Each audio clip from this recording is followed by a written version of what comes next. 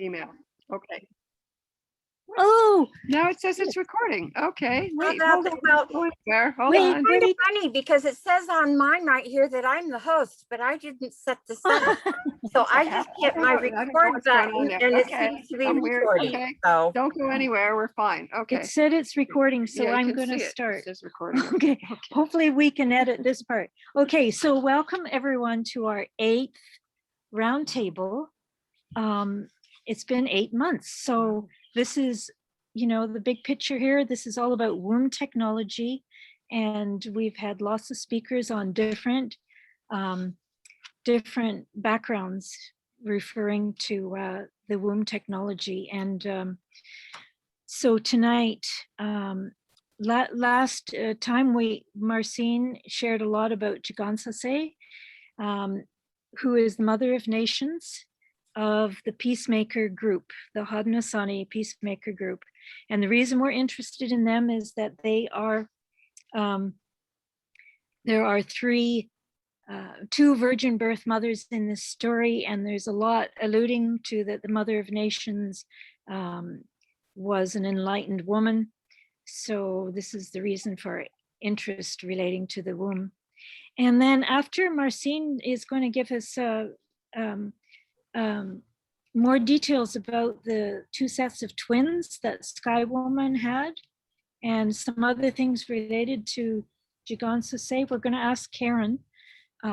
Karen Holmes is offered to teach us about, share with us about the mysteries of the stones and the rocks, and as related, I think globally, but also it can also relates to the Haudenosaunee Peacemaker story, because Daganawida, one of the 5 peacemakers, it says in the story he carved a stone canoe.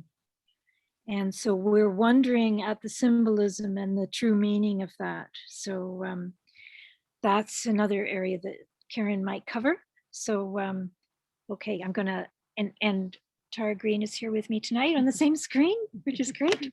So I'm gonna ask Marcin if you would tell us a bit more about Jigansase and Sky Woman story. okay. I was thinking that I should probably clarify. Last time I told you about the 2 girl twins that were born right along with Sapling and Flint. And that information came from Barbara Mann. She is a clan mother, Bear Clan mother, Wyandotte and Seneca both, I believe. And she is extremely knowledgeable. She is well noted for the research that she does. Now, when I asked her where she got that information, she gave me a book to look up, which I looked up, and it was by Hewitt. And basically what it said, Hewitt said that in the old versions, that there were 4 that was born, but he didn't really delineate that 2 of them were women. And so in my conversations with Barbara, I could be mistaken, but in my conversations with her, I was under the impression that her people did not join the reservations. There are a lot of these wisdom keepers that kept to themselves and kept away from what was going on with the reservations, what was going on with missionaries, what was going on with the European culture. And every once in a while you run into a group of those, like some from the Cherokee and some from the Navajo that speak an old language. And I got the feeling that that's where Barbara got a lot of her information, that her family of wisdom keepers had kept this knowledge for a very long time. And now she was trying to share it with everyone. When I went to the research conference that the Haudenosaunee held back east, and I asked questions there. It was basically came down to that they didn't trust her information because it wasn't a white man who wrote it down. I know that sounds kind of contradictory there, but they trust the writings of Hewitt and some of those older ethnographers and anthropologists more than the teachings that came down through the women. And of course, none of those people talked to the women, none of those people recorded the women. And so the women's stories of all of this went unwritten. And so I feel like we're really fortunate that however and wherever Barbara got her information, that she is influential enough to be able to share it with us so that we can have at least some idea of where these things came from. Wow, that's really significant. Mhm.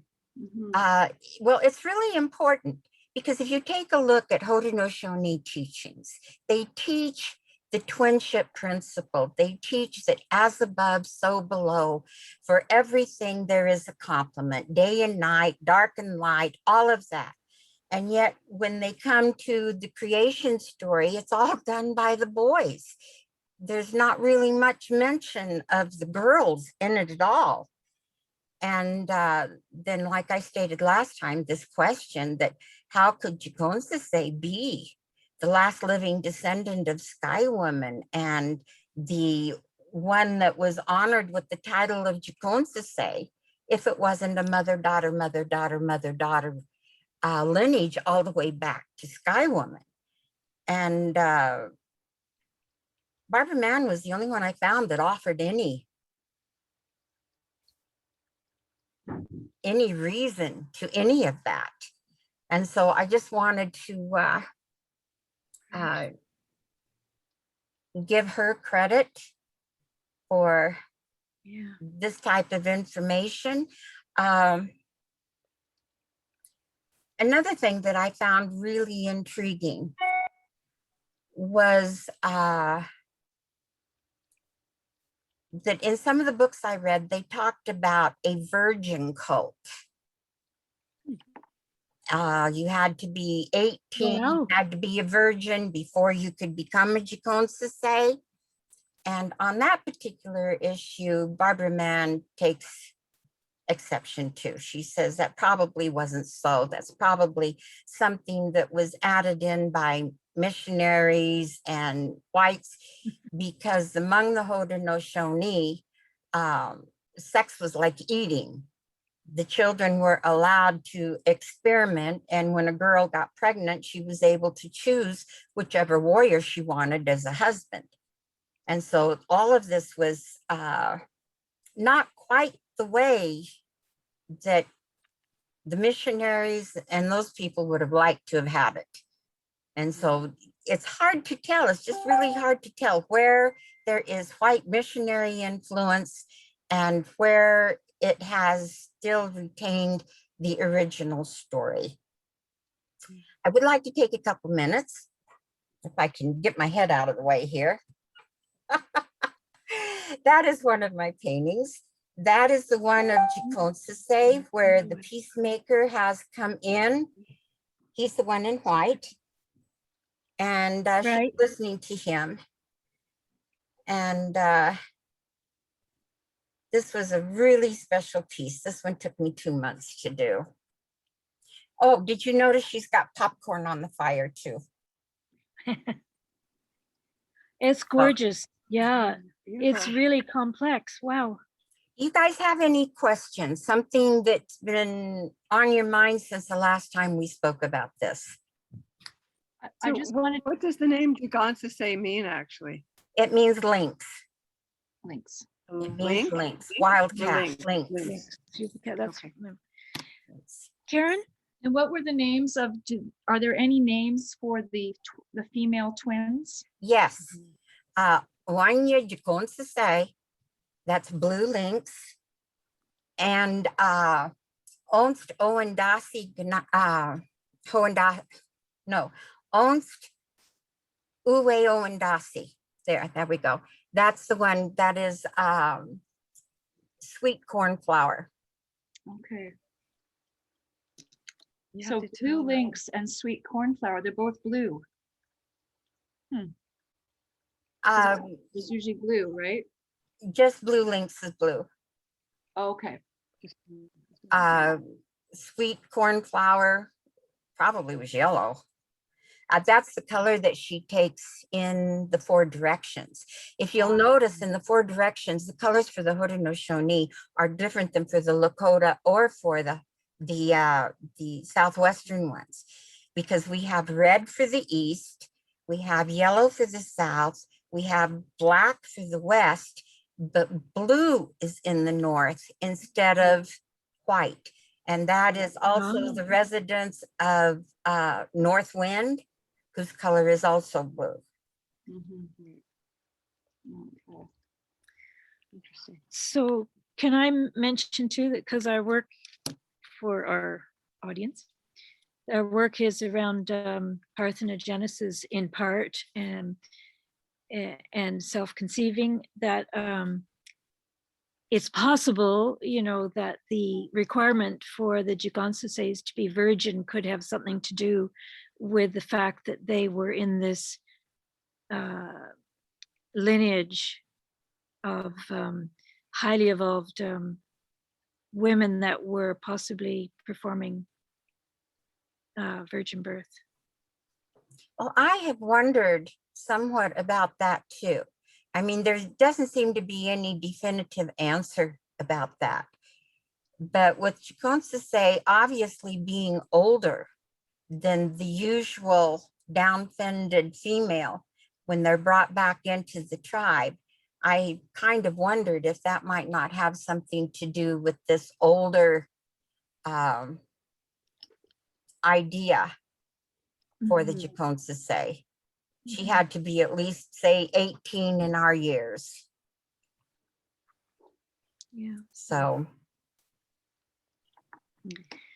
So can I take just a moment here to try and let Helen in? She's waiting to get in, but I Oh, have to go into yes. my email, Mhm.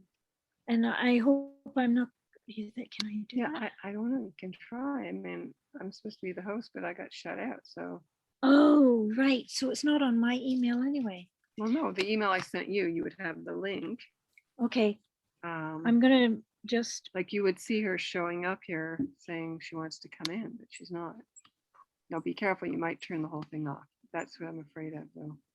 okay. I see. You'd have to open up another window.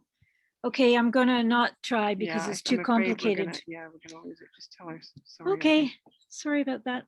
Mhm. Usually if she wants to come in, it would be a message on this screen. Yes, So- but Okay. it's not there. Yeah. don't But see my any, yeah. computer turned right off, so I don't know. Mhm. Okay, we're just gonna go ahead. Yeah. So is there anything else, Marcine, you wanted to share, or is that okay for now? I think that's probably okay for now. I think I covered her birth pretty well last time.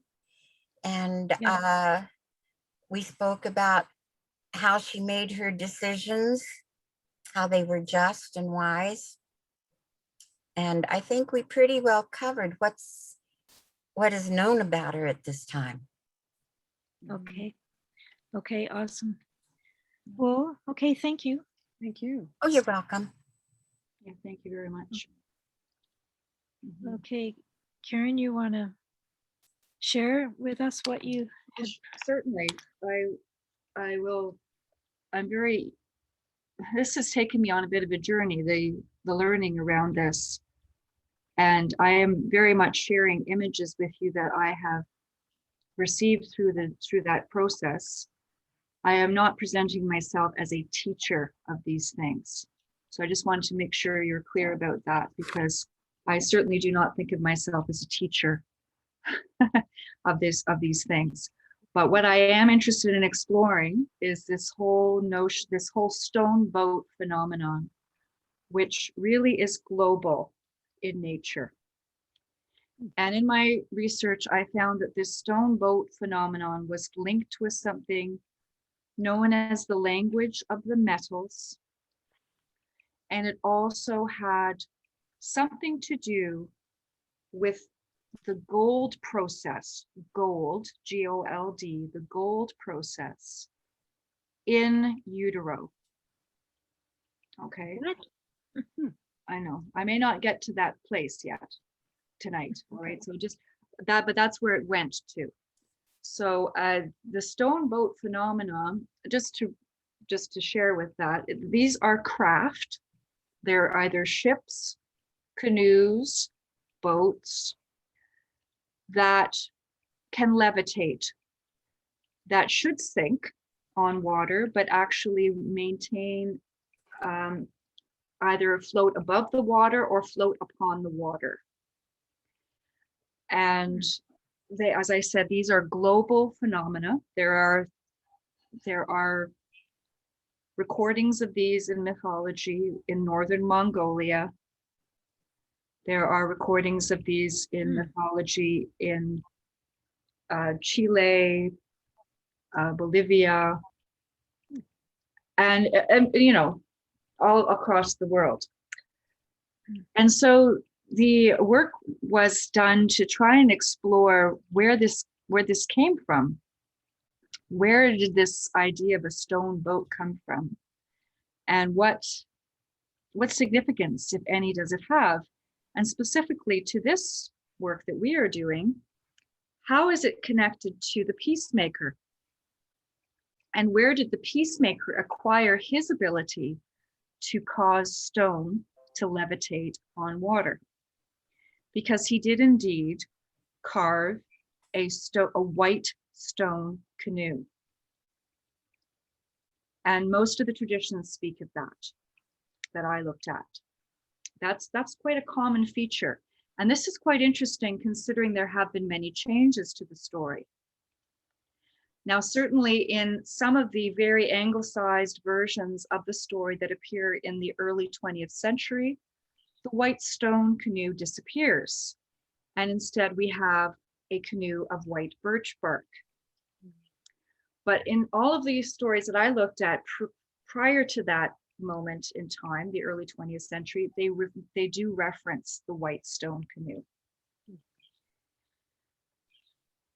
And so the question is, what significance does this have, and how is it connected to the story of Daganowada's, the peacemaker's origins?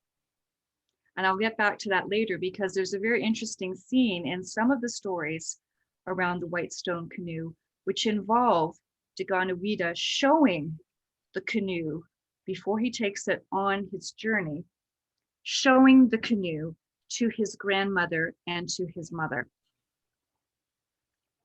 And this is actually, I believe, a significant ritual moment or ceremonial moment. I'm not sure exactly how that would have played out, but there's something, it's pointed out in the narrative that he shows this canoe to them. And then it's as if he is then free to take it on its journey at that point. And of course, then another famous story that comes forward is that this is what is seen, the stone white canoe is what it is, the vessel in which Hiawatha, Daganoweda, and Jigonsasay travel across Lake Onondaga to meet the Onondaga people. Right, so that's another one that comes out, quite a story that really is strong, and is very little dispute that this is held within the memory of the people. Right. So the stone boat of phenomenon, it appears that the stone boat phenomena may well have come out of an Atlantean context.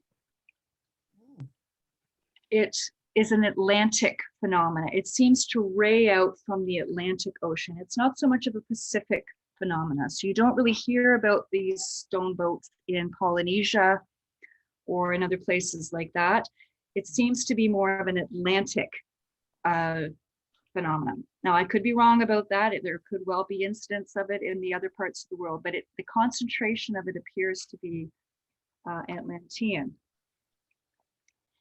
And so in Europe, for instance, the stone boats generally are thought of as migrating from Ireland. So you see stone boats in parts of Europe, but all of them have had some sort of contact with Hibernian culture. So one of the more famous ones would be in Galicia. There's Barca de Nora Senora, which is the boat of Our Lady in Galicia. And this is 3 stones, one of which is the basin of her boat. One is the mast and the other is the sail. Or is it, no, the rudder. Sorry, the rudder, the basin, and the mast. And these stones have a long, long history of being connected with an appearance of a woman who later came to be known as the Virgin Mary. And the woman would appear to the people who touched these stones. And before the 15th century, and you can imagine these people this is a generational thing. This is in Galatia, so Celtic Spain. And people would travel. The Celts were great pilgrims, so they traveled back and forth. They actually were tracing lifelines into the land because they were following the sun. But they would go to these places, and their hearts were filled with wanting to have an encounter with the sacred woman. And so up until the 15th century, people said they were capable in that state of actually lifting the stones. So that they were capable of lifting the stones in that state of devotion. Now I'm going to show you a picture of one of those stones. This is it here.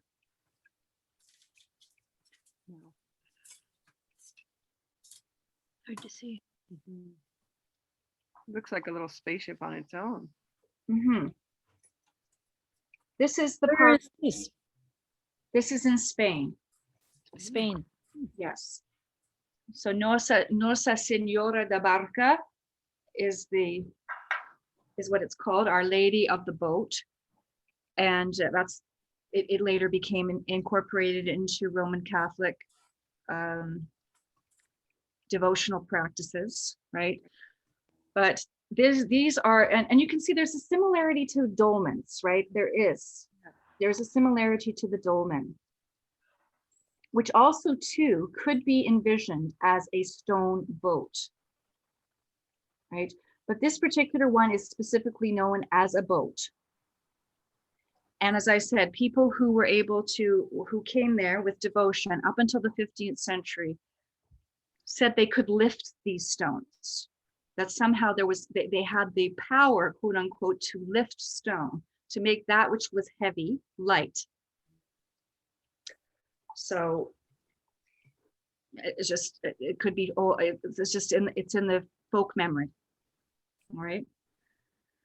So and then of course there are the stone boats in Ireland, which I think I've shared with both you and Tara before.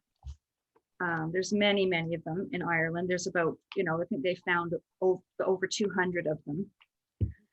But here's one here.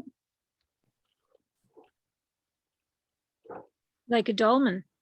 Yes. Dolmen almost. And that one's in Ardmore in County Waterford, which is the south of Ireland. And just to show you here, this is another one. If I can find it now. Here's another one, but this one is in Donegal, which is northwest. So Ardmore is in southeast Ireland. This one is in northwest Ireland, Donegal. All right, so they're all over the island really, and they're known as boats.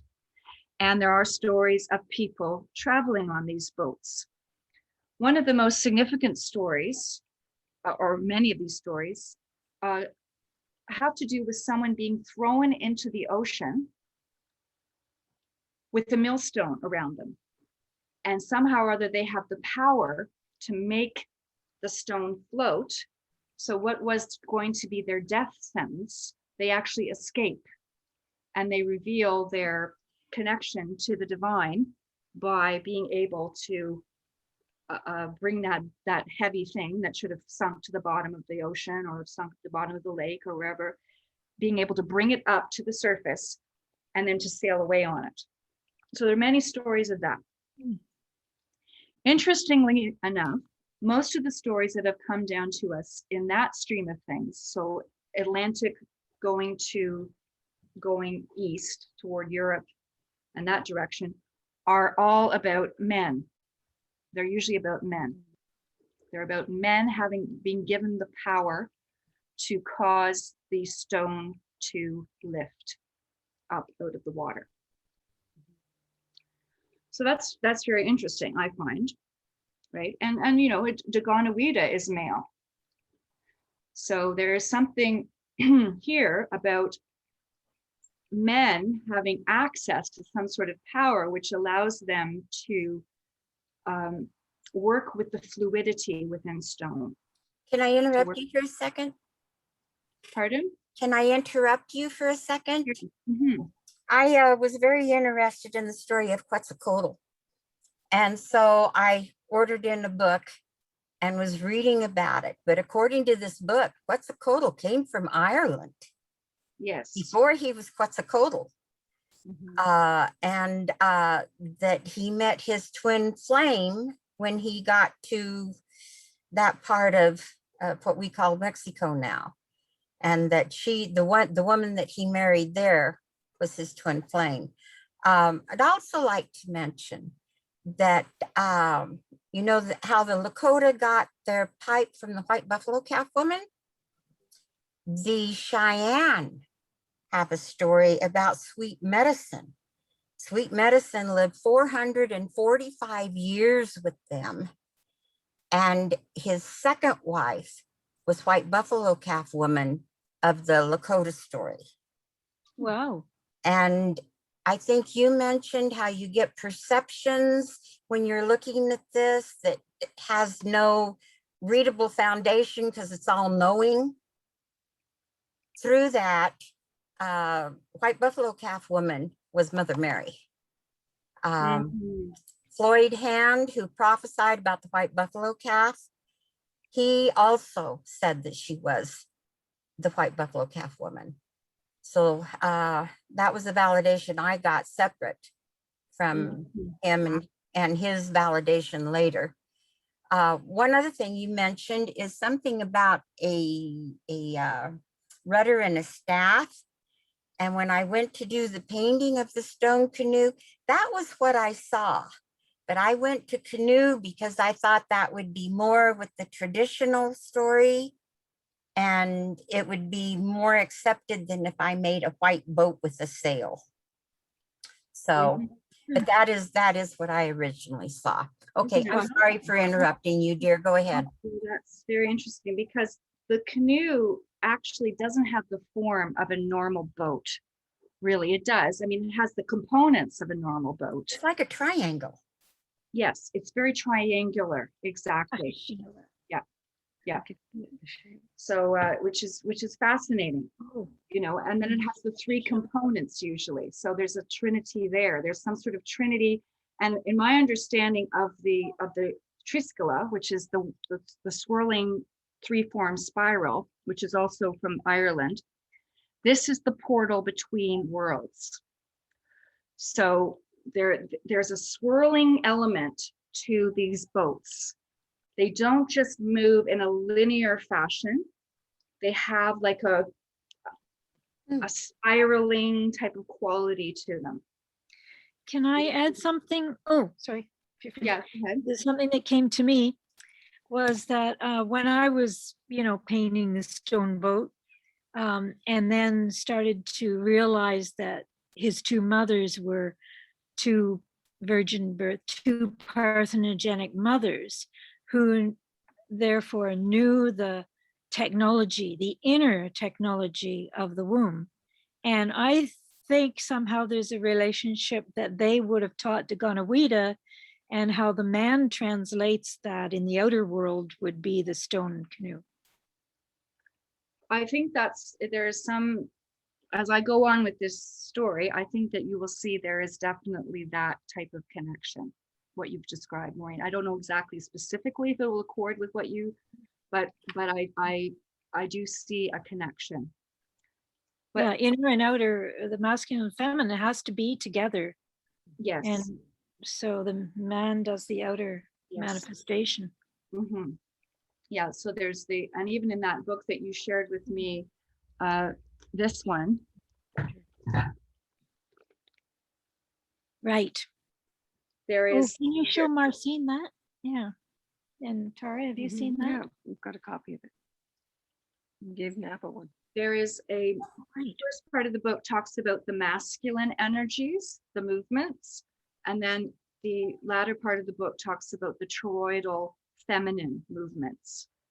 So yes, they have to work together in order for this, whatever, creation to take place. Mhm. So, Marcine, this book is about a ship, a levitating anti-free energy device, like a little UFO or IFO, that was built just close to where Daganoweda built his. Ah, It's just an hour north of me. And In the 90s. It was built in the 90s and it worked. And it was And- built out of stone and magnets and gold. oh, And how look, fascinating. what's so important is you'll find, Fascinating. I'll share with it, it's even within the book that Maureen shared with me, there's actually a blueprint for the, for the device. So there, you know, Yeah, we can't say for sure, but with our intuition, we can say there must be a connection. You know, we're not trying to be, you know, reductionist scientists here about all of this and say, how do we know exactly that? No, we realize that there's some sort of intuitive connection between these things. It's Yes. not just coincidence, quote unquote. You know what I mean? So yeah. you had mentioned the spiral, you know, the one that goes like this, the spiral, Yes. that represents Daganoweda. Really? Yes, when you see that symbol on designs and stuff, that represents him. Oh, Just what part of it, I don't know, but I Wow. find that interesting too, because this is all what we're talking about here. Mm-hmm. General spiral? because it's just a Well, normal you know, spiral. when you flatten it and make it 2 dimensionals, it's Yeah. just a spiral, like a rock painting. Yes. Right. Yes. That's So, But of course, as all symbols, these are actually meant to be multidimensional. They're just a flat representation of something that was intended would be yes, multidimensional. at that time, they would have understood more about it. We're hundreds of years later trying to figure it out. Right. Yeah. 900,000. Yeah. Yeah. So there's those, now I'm going to move into North America now a little bit. And of course, there are many stories of stone boats too. The one we just have been talking about with Daganoweda is definitely one of those. But I do want to share a couple of them because the one that I know about a bit more is the story of Glooscap. And this is Mi'kmaq tradition. So this is the Algonquin people. So further north, and on the east coast of Canada, what we call Canada. And so the Currently. Glooscap arrives in a stone canoe. And he's very similar to Quetzalcoatl. There's a lot of similarities between Quetzalcoatl and Glooscap. And so he arrives in a stone canoe. He then sets about creating different animals. The first animals he makes are very, very large. So there are stories of giant beavers, you know, the size of cars and this sort of thing. And everything is like his place. He can play with the stones. He can move things. Like he can take a mountain and he can push it up and he can make a cliff. He can make land flat. He's a master sculptor. He works with stone.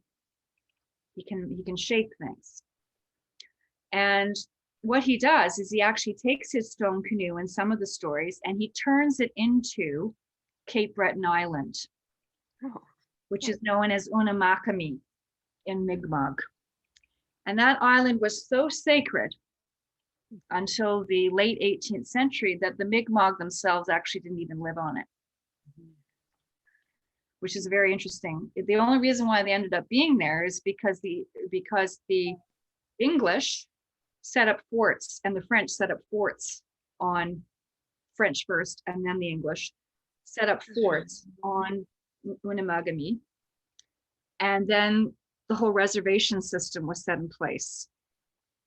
So it actually was a sacred holding ground. It was not meant to be. And there still is one place on Cape Breton Island. It's called Church Island now, but the Mi'kmaq gather there every year. And it was intended to be a place of gathering, a sacred ritual site, where they would go for ritual, but they didn't actually live there. And but now it's become sort of it's all around St. Anne actually. So it's just the festivities were just taking place then, July 26th. And but St. Anne, through my research, is actually the grandmother. But I know that's a bit of a tangent, but I'm just saying that Glooscap was there and his stone canoe becomes the island of Cape Breton. Mhm. The other example I have from my own life comes from Burlington Bay. And Burlington is in the western end of Lake Ontario. And up until the late 18th century, well, first of all, there were neutrals there. And then there was warfare between the Haudenosaunee and the Huron, the Wendat. And then after that, Anishinaabe came down from the north. So this story comes from the Anishinaabe, the ones who came down, who were there when Joseph Brant came in the late 18th century, who was Mohawk, Haudenosaunee. So this story comes from the Mississauga, and there was a lake in Burlington Bay, and I remember visiting it when I was a child. It was a very magical place. It was called Coote's Paradise, actually, at that time. And in this little place, the Mississaugas said they would see the Mama Wisiug, which were the little people, the elves. I don't know if they were little. Some of them were quite tall. And they would see them paddling stone canoes in that place. So there was a story of these beings that were like elves, very elemental, very connected to the earth, innocent really. And I don't like to use that term, but you know what I mean. There was a spontaneity, a purity to them. And they would be paddling these little stone canoes, and they'd play games they'd play tricks on the Mississauga. They sneak up to them with their little boat, and they surprise them. And so there's a playful quality to these beings. And they reminded me a bit of the Paputukariki, which I don't know if I'm saying that correctly. I'd have to look at the spelling. That's right, Patupariki in New Zealand, who also played tricks, and they had little boats, but they didn't talk about them as being stone canoes, but they also were said to have little boats. And so there's a story there of a stone canoes being used by non-human beings, or a particular type of human. Who knows? They may actually be a different. And then, of course, there's the story which we shared at the beginning, which is about Daganoweda and the great white stone canoe. So those are the stories I know in North America. I know there are probably others, but those are the ones I'm aware of well, that show this stone boat technology. Now, questions about any of that? comments. Yeah, I guess what I'm thinking now is, do you think that people like David Hamill and Tesla were attempting something similar, but not knowing about the stones and working just with the magnetics and the electrical without the stone itself or something? It seems there might be a connection. Yes, I think that there was a disembodied quality to some of these experimenters of the late 19th, early 20th century. I know Tesla had visions, and he was actually from a very active area in the Balkans where there's a lot of dream activity. This is like, even today, there's a lot of industry. Quite honestly, it's sort of sad what's happened, but it's an area is known for a lot of psychic phenomena. So he was born there, and he had visions about these things. So, but I don't know if he would have been aware of the connections with the stones. That is a wisdom keeper technology, Right. which even within the Balkans, which was still quite connected to the land. I know I learned their dances as a child. I'm not from Yugoslavia, or I'm not from that lineage, but I learned the dances of the Balkans as a young girl, and they were very much earth-centered dances. They were really about you to connect you to the earth.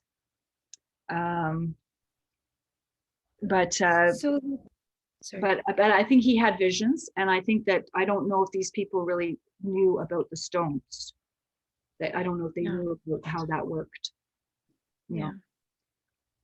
But that brings me to a couple of things I would like to say about these. These are earth technologies that we're looking at here. These are technologies of the earth. Yes, there's a cosmic dimension to them and all that sort of thing, but this is the power in the earth, the Mother Earth, that she has to generate. There's great fluidity, there's great generativity within her. So more than we probably can even conceive at this point.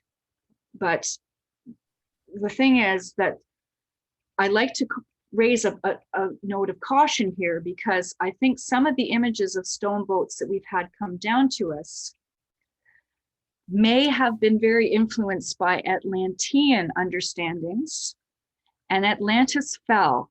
Atlantis became mechanical. They used things for power. It was really about making material spiritual energies. And so when we're looking at these technologies, it's really important to always keep in mind that there's a journey that you can take that takes you strictly into a mechanical, like I'm thinking Tesla, some of these male only understandings, okay, that take you down a particular road that ultimately lead to AI and to the war of all against all, which is an anthroposophical phrase, but the idea that we fight, that there's a struggle, and that whoever can gain control of the resource is the winner. Whereas I think a deeper understanding of this is that really we are using these technologies of the earth. The Mother Earth has given us these things for our full development as human beings, so that we can come into community. Just like we heard in the story that Marcine shared with us last time, so movingly, about Jigonsese gathering everything for the starving people and bringing it to them. And this is the Sobernos, this is the community impulse that is about love, and it's about each person developing their individual capacities, organic capacities within that community. So it's so easy, even now on the internet, like it's so easy to fall into the strictly mechanical and the dissociated, because we are dissociated from each other. Look at how we're meeting here. We're meeting in Zoom. I mean, ideally we'd be sitting around a circle somewhere, you know? So it's so easy to fall into that sort of more dissociated place. And so I'm my quest in learning about the stone boat technology was to see, okay, what was the feminine path then? How did Gonawida's mother, grandmother, and his foster mother, how did he learn from them the way to access this technology in a life-giving way? Which I think he did, because he was a life giver. I mean, he wasn't doing this for his own power. He came as a servant to the people who were his enemy. So, I mean, this is, and he was traveling, and in those days, I mean, perhaps it certainly was this the case in Ireland 200 years ago, travelers were viewed suspiciously. Who was this? You know, so I don't know if that's true completely in this case, but he put himself into a place of vulnerability. It wasn't about him having power. And I think that's because the technology that he carried really came out of this life-giving organic stream of things that wasn't dissociated from the stones, wasn't dissociated from the matrix of Mother Earth, really was coming to him through his own being as a gift from the mother. And sorry, go finish. Yeah, no, that's all I'm going to say. Yeah. And I was just going to say, to add to your sentence, and not just the Mother Earth, but his two mothers, like, because they seem like a complete group of five there, just if it's okay to compare, they're all over the world, but I know the Christian one is also a group of five. And, it seems to me like the womb power feeds the man with this knowledge, which is, like you were saying, back to the soul. It's,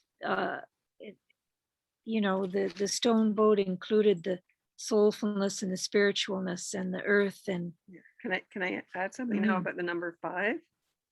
So the number 5, the planet Venus, which was totally worshipped by the Mayans, by all the cultures all over the world, creates a 5-pointed star in the sky over 8 years. So the whole thing about the Vitruvian, the man, that's Venus. Every time you see 5, that's Venus. So it all has to do with love, with the feminine, that kind of stuff, 5 and 8. But that 5 thing comes from that. So they're representing those 5 points on that star. Yes, that's great. Thanks, Tara, because I was just going to say the pentagram to me comes as well. It's just what you're saying. And it is an image of wholeness of the human, the whole human. That's how I understand the pentagram. Right. It's the whole human. Yeah, like we're a star, you know what I mean? We're and We also are. you work with the 4 elements, plus the 5th being ether or spirit. We kind of think about the 4 elements these days, and not about the 5th, but it was always there. We've gone more secular. That's and in true. China, they use 5 elements too, right? So but you can see the women and the men have to work together with their different technologies to make this levitation of the stone, Yeah. I mean, it goes back. This is all speculative. Now, what I've been sharing with you for the most part is in records, okay? But this is speculative what I'm sharing with you. There was a time in the Earth's development where stone was more moving than it is now, and had movement, and was communicating to human beings, the early form of human beings. And it seems to me that early human beings learned from the stone beings what it meant to communicate. So there is this is how old this is. It goes back to a time before human beings certainly had this particular form that we have right now. And it goes back to that. And then unfortunately, I think some stream sort of hijacked it. And as I said, that's part of the downfall of Atlantis. It hardened it, and it made it about power and control. So, but this is a very ancient tie we have. And you see, part of it is showing the wholeness of Daganowida. Because he is whole, he is able to work with this. He is a whole being. He is healed. He is he's balanced. He is able to work with the stone in this way because of his balance. Yeah. because of balance. He's able to still communicate with it in a sense, you know. But it also has to do, it has to do with him communicating something into the stone and receiving from the stone. It also has to do with his inner life, who he is inside, like his psychology, for lack of a better word. But it has to do with his integration and what he's a balanced human being. Yeah. And it's possible to take these technologies and not have any of that balance. And then we would merely perpetuate the imbalance and we would continue to rape the mother. And that's what that's why I'm bringing it up. I'm glad you brought up Tesla and things like that. There are things where we can continue to do damage if we don't actually become part of the balance. Yeah. Balance Yeah, and like- harmony. Yeah, but the irony is kind of like there's Elon Musk naming his company after Tesla. You know what I mean? But he's totally against AI. That's the interesting thing. He always warns people against AI. And that robot, that Sophia robot, the first thing she said is, I'm going to get Elon Musk. So it's kind of weird. You know what I mean? He's into this Tesla? off planet. Yeah. Hmm. Yeah, that Sophia robot, I hated it that they named it Sophia, of Yeah. course. Said I'm gonna get Elon Musk, right? So Because he's 'cause actually he's against supporting AI. organic life. Well, sort of. I mean, but he wants to go to Mars. I mean, and who knows? See, Really, we're right? all confused. We're all dealing Yeah. with, that's why the story of the cannibal is so important with Dagon Awida, because he looks down into the teepee of that cannibal, and because we all have cannibal, right? I mean, especially this tribe is, we do. So he's looking down into that, and the cannibal sees himself as Dagon Awida. He says, "Oh, I'm lovely, beautiful, I'm handsome. Why am I eating?" And with that realization of his beauty and his balance that he's been given by the Creator through the Mother Earth too, he makes the decision to stop eating other human beings. Right. So I mean, it's really, this story is just so powerful. It is. There's- Yeah. Can oh, you help me with the how that fits? Where does Help that me come from? I don't translate. even know that part. Can you help me translate? No, I know the part in the story, but how does this, what is the similarity with what we were talking about? What's your message? I didn't quite get the connection. the message is that the person who is out of balance, Yeah. can find balance by recognizing their inner beauty, who they are, what their truth is. Okay. And by doing that, they can stop being an agent of destruction. That's like what we've been recognize- talking about, right? Okay. Yeah. Yeah. Interesting. So that the power of that balance kind of So Lot of Elon Musk needs Dagon Awida's face coming down into into the whole of his wigwam, okay? And he needs to see it. Yeah, definitely. well, hey, that's a good visualization. There's a good Whoever painting. Dagon and there's a Awida is painting. today. Whoever that is today. Right. And even Nanabush, in the Anishinaabe tradition, Nanabush is the man. He's not purely supernatural. He is human, but he's a balanced human. Nanabush is the balanced man. Yeah. And by having contact with him, the other Anishinaabe, which simply means the people, right? The other Anishinaabe become whole. They become people. They become whole. So, so in a way, we're all looking for that mirror. We're all looking to see in the mirror, which in the case of the cannibal was his cooking pot, which is really amazing, simple, and we have to see the wholeness.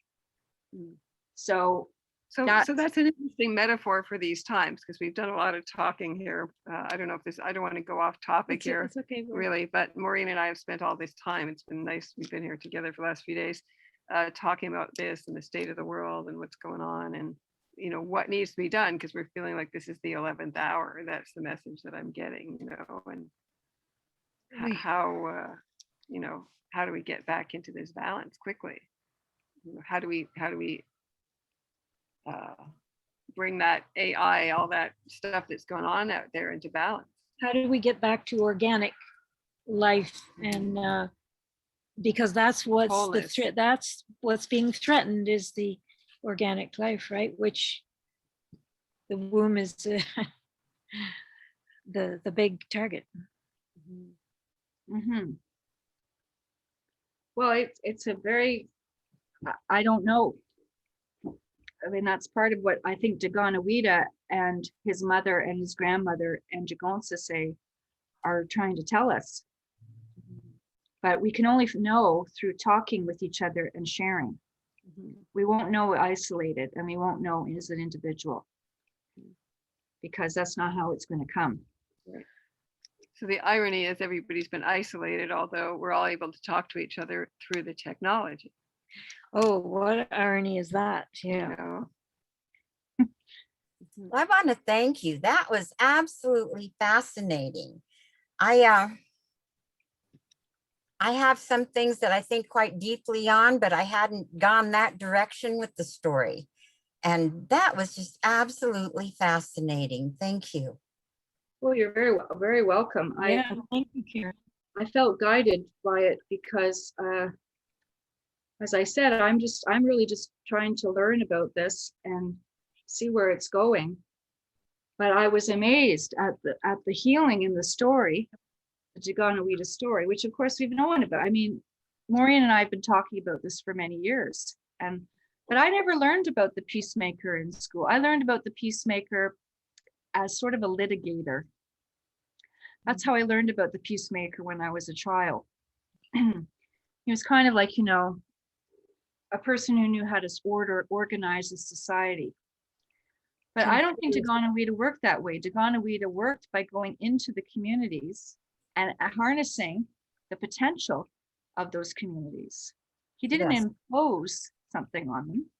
Right. Well, a Is- lot of times there were solutions, but instead of him telling them what to do, he left it up to them to make the decision. Mm. Of course, he also knew he wasn't going to be with them forever, and that he needed to draw out the leaders among them so that they would have leadership once he left. Which Isn't is this kind of just the what a opposite. matriarchy is? Pardon? Isn't that kind of what a matriarchy is? Yes. Yes. Mhm. So in a way, he restored them to matriarchy because it had fallen apart. Right. Yes. So he was bringing them back to who they were. Yeah. So it's just, I find it's one of those stories that, and when you shared last time, I wasn't actually on the call, Marcine, but I listened to it afterwards a couple of times. It's just such a moving story. There's just so much there. I And think it that it had is. us Yeah. for our time. And you talk about him restoring the matriarchy. He did that by empowering Jikonsase again and again and again. The whole thing about him is he was there like support. I think you guys have brought it out that he wasn't there for the power. He wasn't there for him to be the bigwig. He was there to empower everyone else. And that just comes out again and again in everything that he did. That shows a man and a matriarch. It shows Very the divine masculine. Mhm. Divine masculine. The whole thing about divine masculine and divine feminine is the building of each other, the supporting and adding to one another, being there for one another when someone is needing support or being added to. It's not a competition. And that's part of what the European culture has brought here is competition between the male and the female. And Yeah. that's not the way it was meant to be. That's not the way it's going to be. It's going to be this beautiful combination of man and woman working together in divine energies. Yeah, there was in indigenous culture, there was never the idea of nobody could ever control another person. That was the idea. That was so, you know, when the missionary stuff came in, it was all about controlling children, which the nasty and horrible consequences of that are evident in residential schools. Yes. But you know, this idea that you would control your child, the child chose his own path. I mean, he had to be given freedom or she had to be given freedom to discover what his or her vision was and quest was, or in some cases, or what the gift was. I don't know. There was different language for men and women. So, you know, it was not about control. It was not about controlling your behavior, your impulses, you know, there was a recognition of the goodness of creation, which is very difficult to find in patriarchal culture. You don't find it. You don't find it. We don't talk about it like that, you know. It was always, I always said in the, you know, in the Old Testament, it was like, you're now dominant over the earth. Go out and procreate and dominate the earth mother. That started right then over 5,000 years ago, you know. So. Yeah. So there's actually, I think this is a good place to stop it with it in a way, but I have about 2 more sections of this to share with you, but I'll just allude to it right now, briefly what they are. The main thing is that because of his birth, because of his mother's, Daganoweda had integrated in what we call in today's modern psychology, he had integrated his double, right? And that was how he was able to work with the stone. Integrated is double? Double, yeah. Now, I don't even know if he had one. He may not have had one. He had 2 rows of teeth. Daganoweda had 2 rows of teeth, which meant he still had his baby teeth. Okay. Now, white people call the old teeth wisdom teeth, the new teeth wisdom teeth. The baby teeth were the wise keepers. The baby teeth were the wise keepers. They knew the wisdom of the pre-birth experience. So Daganoweda had 2 sets of teeth. He had his baby teeth and he had his adult teeth. So Look at that. It's flipped again. That's yeah, amazing. it's flipped. Everything is flipped. So I would like to get more into what this idea of the double is. That's the other section I had looked into. And the second section I had looked into was the whole idea of the metals and how the mother communicates the language of the metals to the embryo. And these women who were very advanced in terms of their own spiritual development, very connected, very aligned, they were able to communicate such things to Daganoweda. And I'd like to talk about, you know, the 3 bodies basically in the womb, which include the placenta, the amnion, and the albion, and how these 3 things really work together and can work together in the birthing of a soul. So Wow. That sounds that's where this interesting. led me. So but those are too much right now. I think I'm very happy with having shared with you what I was able to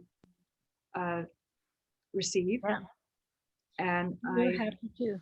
I'm hoping that it will continue to work and play in everyone, and it will continue to reveal more, just like everybody else's sharing has done for me. Thank you so much, Karen. Thank you. Oh. Thank you. Aho. Oh, yeah. Awesome. Okay, maybe I should stop recording, but don't go away yet?